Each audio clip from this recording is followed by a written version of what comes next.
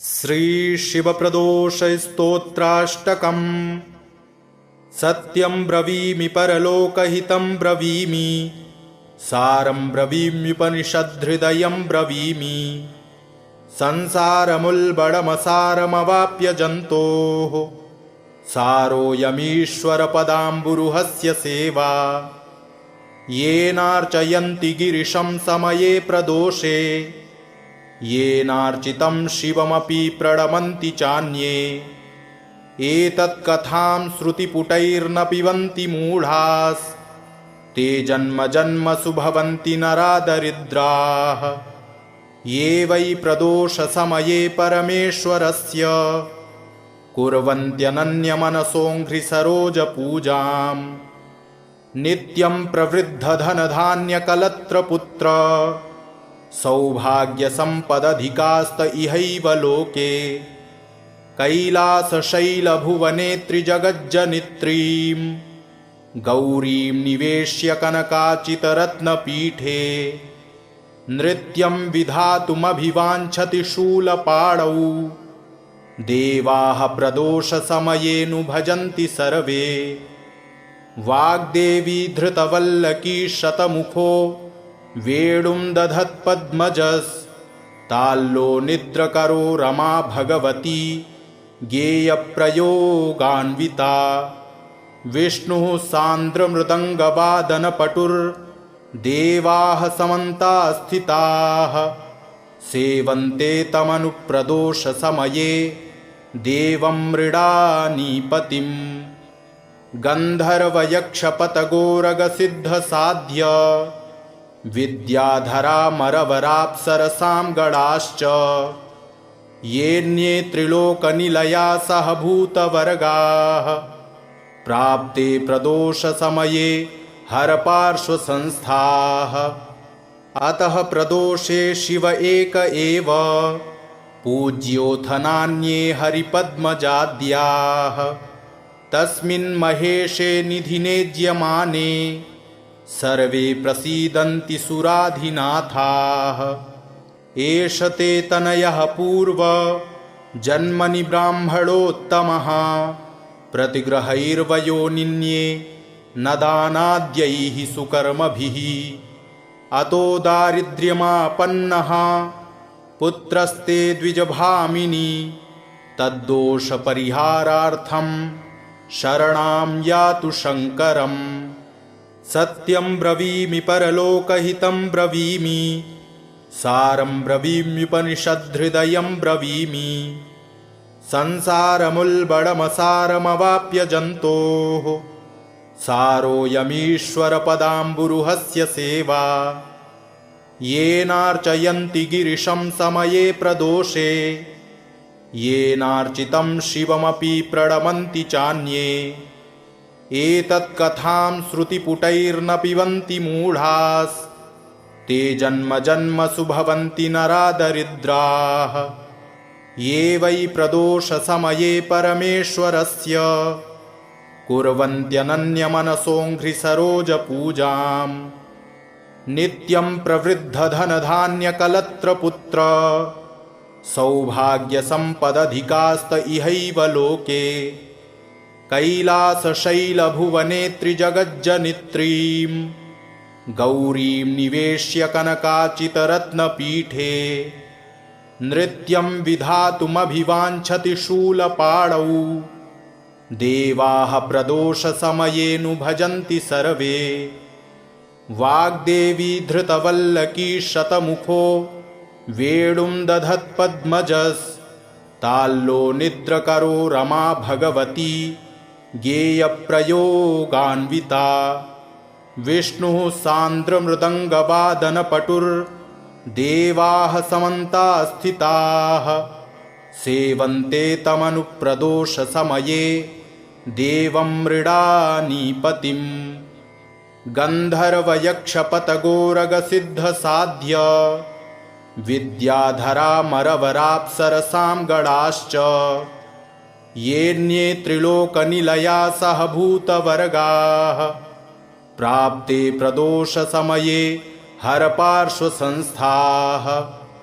अतः प्रदोषे शिव एक एव पूज्योऽथ नान्ये हरिपद्मजाद्याः तस्मिन् महेशे निधिनेज्यमाने सर्वे प्रसीदन्ति सुराधिनाथाः एष ते तनयः पूर्व जन्मनि ब्राह्मणोत्तमः प्रतिग्रहैर्वयोनिन्ये न दानाद्यैः सुकर्मभिः अतो दारिद्र्यमापन्नः पुत्रस्ते द्विजभामिनी तद्दोषपरिहारार्थं शरणां यातु शङ्करम् सत्यं ब्रवीमि परलोकहितं ब्रवीमि सारं ब्रवीम्युपनिषद्धृदयं ब्रवीमि संसारमुल्बणमसारमवाप्य जन्तोः सारोऽयमीश्वरपदाम्बुरुहस्य सेवा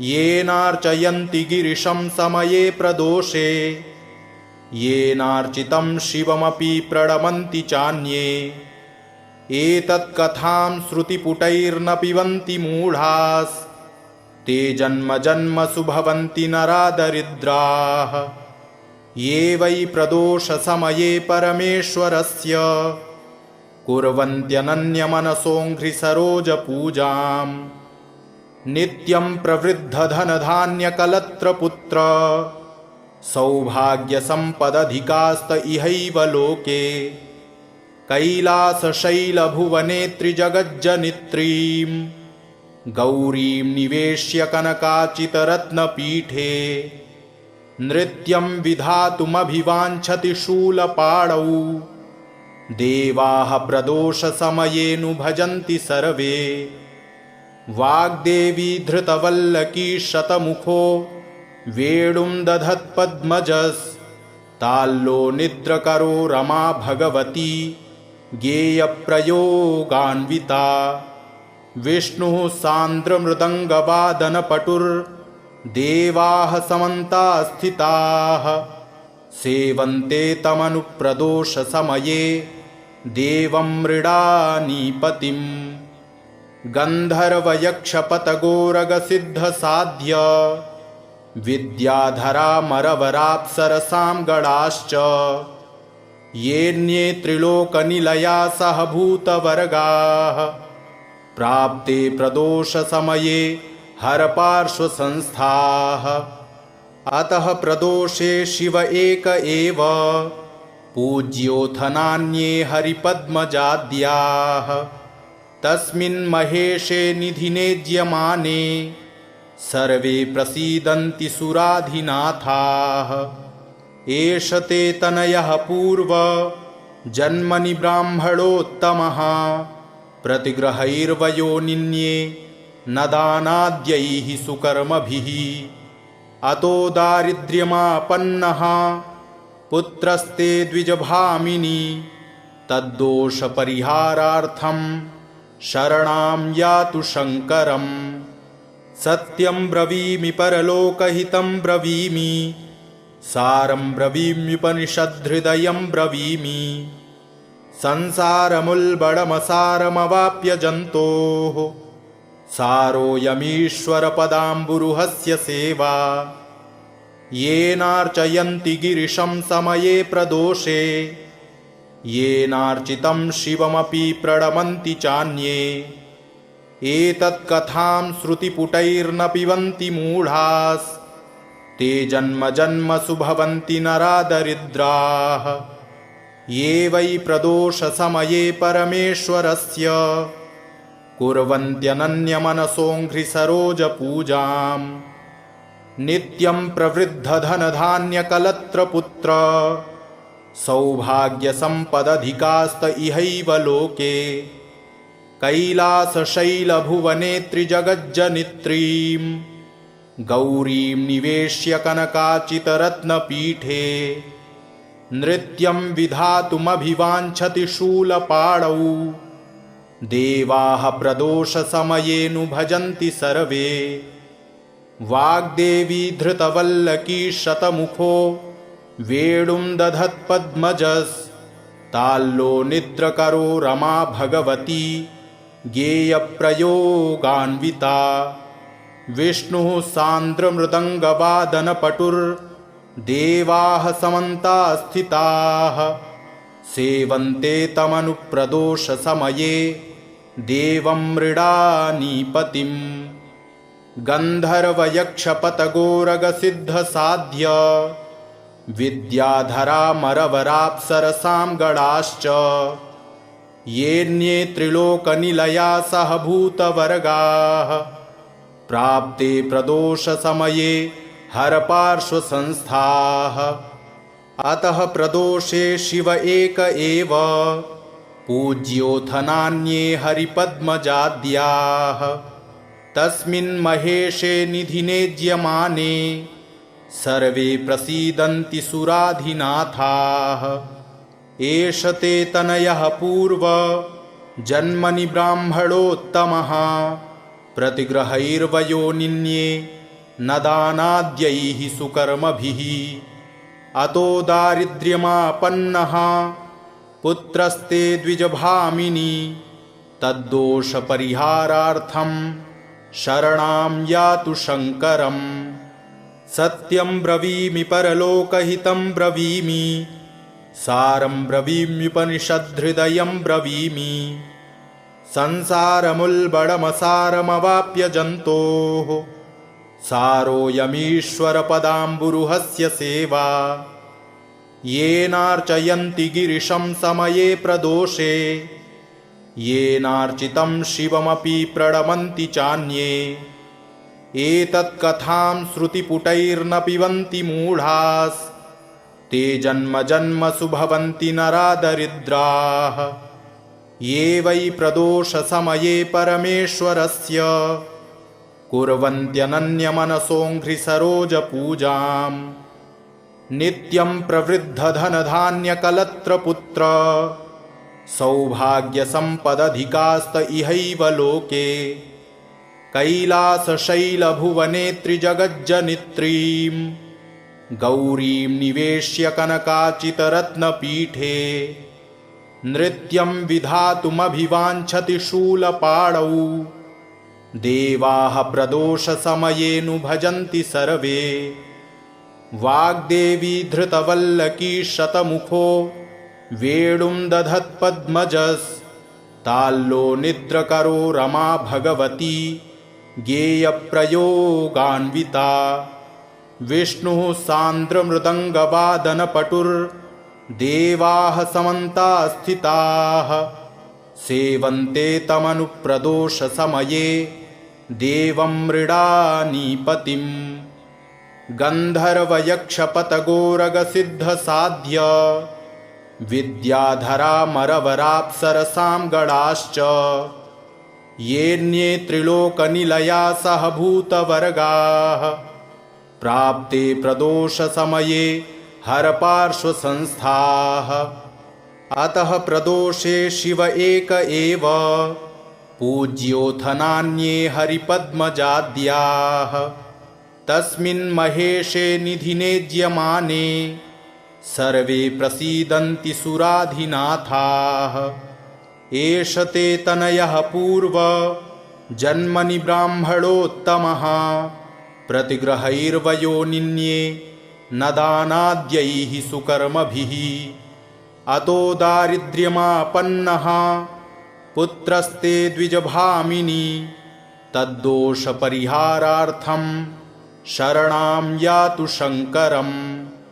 सत्यं ब्रवीमि परलोकहितं ब्रवीमि सारं ब्रवीम्युपनिषद्धृदयं ब्रवीमि संसारमुल्बणमसारमवाप्य जन्तोः सारोऽयमीश्वरपदाम्बुरुहस्य सेवा येनार्चयन्ति गिरिशं समये प्रदोषे येनार्चितं शिवमपि प्रणमन्ति चान्ये एतत्कथां श्रुतिपुटैर्न पिबन्ति मूढास्ते जन्म जन्मसु भवन्ति नरादरिद्राः ये वै प्रदोषसमये परमेश्वरस्य कुर्वन्त्यनन्यमनसोऽङ्घ्रिसरोजपूजाम् नित्यं प्रवृद्धधनधान्यकलत्रपुत्र सौभाग्यसम्पदधिकास्त इहैव लोके कैलासशैलभुवने त्रिजगज्जनित्रीं गौरीं निवेश्य कनकाचितरत्नपीठे नृत्यं विधातुमभिवाञ्छति शूलपाणौ देवाः प्रदोषसमयेनु भजन्ति सर्वे वाग्देवी धृतवल्लकी शतमुखो वेणुं दधत्पद्मजस्ताल्लो निद्रकरो रमा भगवती गेयप्रयोगान्विता विष्णुः सान्द्रमृदङ्गवादनपटुर्देवाः समन्ताः स्थिताः सेवन्ते तमनुप्रदोषसमये देवं मृडानीपतिम् गन्धर्वयक्षपतगोरगसिद्धसाध्य विद्याधरामरवराप्सरसां गणाश्च येऽन्ये त्रिलोकनिलया सह भूतवर्गाः प्राप्ते प्रदोषसमये हरपार्श्वसंस्थाः अतः प्रदोषे शिव एक एव पूज्योऽथ नान्ये हरिपद्मजाद्याः तस्मिन् महेशे निधिनेज्यमाने सर्वे प्रसीदन्ति सुराधिनाथाः एष ते तनयः पूर्व जन्मनि ब्राह्मणोत्तमः प्रतिग्रहैर्वयोनिन्ये न दानाद्यैः सुकर्मभिः अतो दारिद्र्यमापन्नः पुत्रस्ते द्विजभामिनी तद्दोषपरिहारार्थं शरणां यातु शङ्करम् सत्यं ब्रवीमि परलोकहितं ब्रवीमि सारं ब्रवीम्युपनिषद्धृदयं ब्रवीमि संसारमुल्बणमसारमवाप्य जन्तोः सारोऽयमीश्वरपदाम्बुरुहस्य सेवा येनार्चयन्ति गिरिशं समये प्रदोषे येनार्चितं शिवमपि प्रणमन्ति चान्ये एतत्कथां श्रुतिपुटैर्न पिबन्ति मूढास् ते जन्म जन्मसु भवन्ति नरादरिद्राः ये वै प्रदोषसमये परमेश्वरस्य कुर्वन्त्यनन्यमनसोऽङ्घ्रिसरोजपूजाम् नित्यं प्रवृद्धधनधान्यकलत्रपुत्र सौभाग्यसम्पदधिकास्त इहैव लोके कैलासशैलभुवने त्रिजगज्जनित्रीं गौरीं निवेश्य कनकाचितरत्नपीठे नृत्यं विधातुमभिवाञ्छति शूलपाणौ देवाः प्रदोषसमयेनु भजन्ति सर्वे वाग्देवी धृतवल्लकी शतमुखो वेणुं दधत्पद्मजस्ताल्लो निद्रकरो रमा भगवती गेयप्रयोगान्विता विष्णुः सान्द्रमृदङ्गवादनपटुर्देवाः समन्ताः स्थिताः सेवन्ते तमनुप्रदोषसमये देवं मृडानीपतिम् गन्धर्वयक्षपतगोरगसिद्धसाध्य विद्याधरामरवराप्सरसां गणाश्च येऽन्ये त्रिलोकनिलया सह भूतवर्गाः प्राप्ते प्रदोषसमये हरपार्श्वसंस्थाः अतः प्रदोषे शिव एक एव पूज्योऽथ नान्ये हरिपद्मजाद्याः तस्मिन् महेशे निधिनेज्यमाने सर्वे प्रसीदन्ति सुराधिनाथाः एष ते तनयः पूर्व जन्मनि ब्राह्मणोत्तमः प्रतिग्रहैर्वयोनिन्ये न दानाद्यैः सुकर्मभिः अतो दारिद्र्यमापन्नः पुत्रस्ते द्विजभामिनी तद्दोषपरिहारार्थं शरणां यातु शङ्करम् सत्यं ब्रवीमि परलोकहितं ब्रवीमि सारं ब्रवीम्युपनिषद्धृदयं ब्रवीमि संसारमुल्बणमसारमवाप्य जन्तोः सारोऽयमीश्वरपदाम्बुरुहस्य सेवा येनार्चयन्ति गिरिशं समये प्रदोषे येनार्चितं शिवमपि प्रणमन्ति चान्ये एतत्कथां श्रुतिपुटैर्न पिबन्ति मूढास् ते जन्म जन्मसु भवन्ति नरा दरिद्राः ये वै प्रदोषसमये परमेश्वरस्य कुर्वन्त्यनन्यमनसोऽङ्घ्रिसरोजपूजाम् नित्यं प्रवृद्धधनधान्यकलत्रपुत्र सौभाग्यसम्पदधिकास्त इहैव लोके कैलासशैलभुवने त्रिजगज्जनित्रीं गौरीं निवेश्य कनकाचितरत्नपीठे नृत्यं विधातुमभिवाञ्छति शूलपाणौ देवाः प्रदोषसमयेनु भजन्ति सर्वे वाग्देवी धृतवल्लकी शतमुखो वेणुं दधत्पद्मजस्ताल्लो निद्रकरो रमा भगवती गेयप्रयोगान्विता विष्णुः सान्द्रमृदङ्गवादनपटुर्देवाः समन्ताः स्थिताः सेवन्ते तमनुप्रदोषसमये देवं मृडानीपतिम् गन्धर्वयक्षपतगोरगसिद्धसाध्य विद्याधरामरवराप्सरसां गणाश्च येऽन्ये त्रिलोकनिलया सह भूतवर्गाः प्राप्ते प्रदोषसमये हरपार्श्वसंस्थाः अतः प्रदोषे शिव एक एव पूज्योऽथ नान्ये हरिपद्मजाद्याः तस्मिन् महेशे निधिनेज्यमाने सर्वे प्रसीदन्ति सुराधिनाथाः एष ते तनयः पूर्व जन्मनि ब्राह्मणोत्तमः प्रतिग्रहैर्वयोनिन्ये न दानाद्यैः सुकर्मभिः अतो दारिद्र्यमापन्नः पुत्रस्ते द्विजभामिनी तद्दोषपरिहारार्थं शरणां यातु शङ्करम् सत्यं ब्रवीमि परलोकहितं ब्रवीमि सारं ब्रवीम्युपनिषद्धृदयं ब्रवीमि संसारमुल्बणमसारमवाप्य जन्तोः सारोऽयमीश्वरपदाम्बुरुहस्य सेवा येनार्चयन्ति गिरिशं समये प्रदोषे येनार्चितं शिवमपि प्रणमन्ति चान्ये एतत्कथां श्रुतिपुटैर्न पिबन्ति मूढास् ते जन्म जन्मसु भवन्ति नरा दरिद्राः ये वै प्रदोषसमये परमेश्वरस्य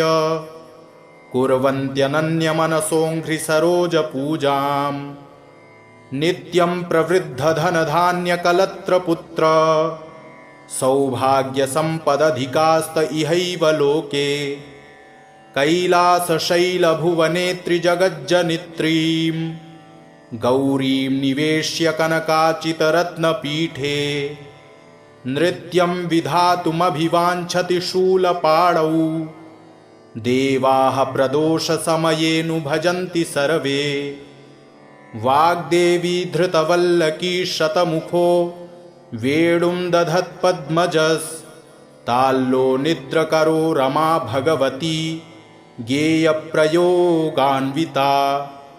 विष्णुः सान्द्रमृदङ्गवादनपटुर्देवाः समन्ताः स्थिताः सेवन्ते तमनुप्रदोषसमये देवं मृडानीपतिम् गन्धर्वयक्षपतगोरगसिद्धसाध्य विद्याधरामरवराप्सरसां गणाश्च येऽन्ये त्रिलोकनिलया सह भूतवर्गाः प्राप्ते प्रदोषसमये हरपार्श्वसंस्थाः अतः प्रदोषे शिव एक एव पूज्योऽथ नान्ये हरिपद्मजाद्याः तस्मिन् महेशे निधिनेज्यमाने सर्वे प्रसीदन्ति सुराधिनाथाः एष ते तनयः पूर्व जन्मनि ब्राह्मणोत्तमः प्रतिग्रहैर्वयोनिन्ये न दानाद्यैः सुकर्मभिः अतो दारिद्र्यमापन्नः पुत्रस्ते द्विजभामिनी तद्दोषपरिहारार्थं शरणां यातु शङ्करम् सत्यं ब्रवीमि परलोकहितं ब्रवीमि सारं ब्रवीम्युपनिषद्धृदयं ब्रवीमि संसारमुल्बणमसारमवाप्य जन्तोः सारोऽयमीश्वरपदाम्बुरुहस्य सेवा येनार्चयन्ति गिरिशं समये प्रदोषे येनार्चितं शिवमपि प्रणमन्ति चान्ये एतत्कथां श्रुतिपुटैर्न पिबन्ति मूढास् ते जन्म जन्मसु भवन्ति नरा दरिद्राः ये वै प्रदोषसमये परमेश्वरस्य कुर्वन्त्यनन्यमनसोऽङ्घ्रिसरोजपूजाम् नित्यं प्रवृद्धधनधान्यकलत्रपुत्र सौभाग्यसम्पदधिकास्त इहैव लोके कैलासशैलभुवने त्रिजगज्जनित्रीं गौरीं निवेश्य कनकाचितरत्नपीठे नृत्यं विधातुमभिवाञ्छति शूलपाणौ देवाः प्रदोषसमयेऽनु भजन्ति सर्वे वाग्देवी धृतवल्लकी शतमुखो वेणुं दधत्पद्मजस्ताल्लो निद्रकरो रमा भगवती गेयप्रयोगान्विता विष्णुः सान्द्रमृदङ्गवादनपटुर्देवाः समन्ताः स्थिताः सेवन्ते तमनुप्रदोषसमये देवं मृडानीपतिम् गन्धर्वयक्षपतगोरगसिद्धसाध्य विद्याधरामरवराप्सरसां गणाश्च येऽन्ये त्रिलोकनिलया सह भूतवर्गाः प्राप्ते प्रदोषसमये हरपार्श्वसंस्थाः अतः प्रदोषे शिव एक एव पूज्योऽथ नान्ये हरिपद्मजाद्याः तस्मिन् महेशे निधिनेज्यमाने सर्वे प्रसीदन्ति सुराधिनाथाः एष ते तनयः पूर्व जन्मनि ब्राह्मणोत्तमः प्रतिग्रहैर्वयोनिन्ये न दानाद्यैः सुकर्मभिः अतो दारिद्र्यमापन्नः पुत्रस्ते द्विजभामिनी तद्दोषपरिहारार्थं शरणां यातु शङ्करम्